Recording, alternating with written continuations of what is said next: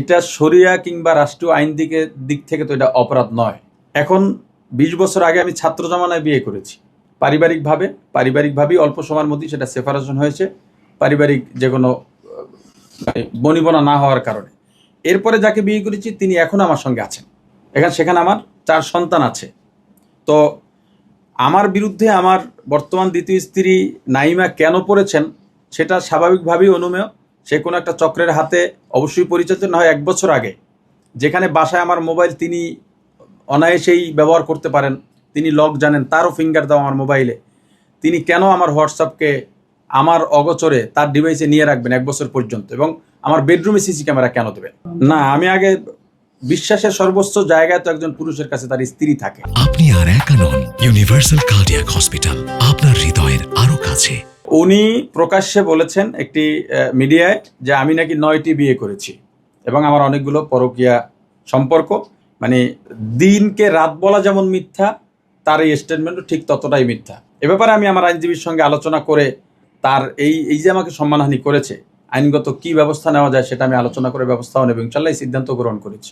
না, আমাকে এই নিউজ নিয়ে যখন আলোচনা প্রাথমিকভাবে শুরু হয়েছে আমার কাছে তারা ফোন দিয়েছিলেন, হোয়াটসঅ্যাপে কল দিয়েছিলেন, কিন্তু সেটা নিউজ করবেন তাও আমাকে বলেননি, বা এটা দিয়ে কি করবেন তাও বলেননি। আমার কাছে শুধু জানতে চেয়েছেন, আমি তাদেরকে এই কথাটাই বলেছি, দেখেন এখানে আমার হোয়াটসঅ্যাপ আমার ওয়াইফ নিয়ে গিয়েছিল এবং গোপন ক্যামেরা রেখেছিল, এগুলো নিয়ে সে কিছু ব্ল্যাকমেইল করতেছে, বাকি এটা নিউজের কোনো বিষয় না, আমাদের পারিবারিক বিষয়।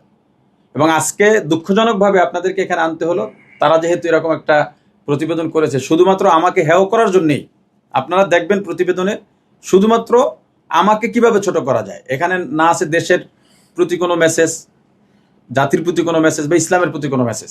শুধু আমি কি করেছি, আমার বক্তব্য, আমার ওয়াজ, আমার জিকির, এগুলো পর্যন্ত কেটে কেটে এখানে যুক্ত করা হয়েছে। হ্যাঁ, আমি জিডি করেছি, ইতিমধ্যে 2টা জিডি হয়েছে। আইনগত আরও কি পদক্ষেপ নেওয়া যায় সেগুলো আমরা ধারাবাহিকভাবে নেব ইনশাআল্লাহ। তাদের উদ্দেশ্যে আমার একটাই স্পষ্ট বার্তা, যারা আমাকে ভালোবাসেন, ভালোবাসার জন্য আসলে অনেকগুলো কারণ লাগে না। যারা নিন্দা করেন আপনারা তাদেরকে দেখুন কারা নিন্দা করে, তারা আমার ভালো দিকগুলোরও নিন্দা করবে। অতএব আপনারা এতটুকু আশ্বস্ত থাকেন, আমি শরিয়া এবং রাষ্ট্রীয় আইন বিরোধী কোনো কাজ করিনি এবং করবও না। এবং আপনারা আমার মাধ্যমে কোনো ধরনের লজ্জিত হওয়ার মতো কর্মকাণ্ড ইনশাল্লাহ আমাকে আপনারা পাবেন না। এখন যারা উদ্দেশ্য প্রণোদিতভাবে আমার বিরুদ্ধে প্রতিবেদন করছে এটা আপনারা দেখেই অনুমান করতে পারছেন আশা করি। অতএব আপনারা উভয় পক্ষের কিংবা আমার দ্বিতীয় স্ত্রীর মা বাবা তার আত্মীয় স্বজনের বক্তব্য দেখে যাচাই করবেন আসলে এখানে ষড়যন্ত্র নাকি মানে আমার বিরুদ্ধে আইনি বা শরীয়তগত আসলেই কোনো অভিযোগ থাকার মতো যৌক্তিকতা আছে কিনা।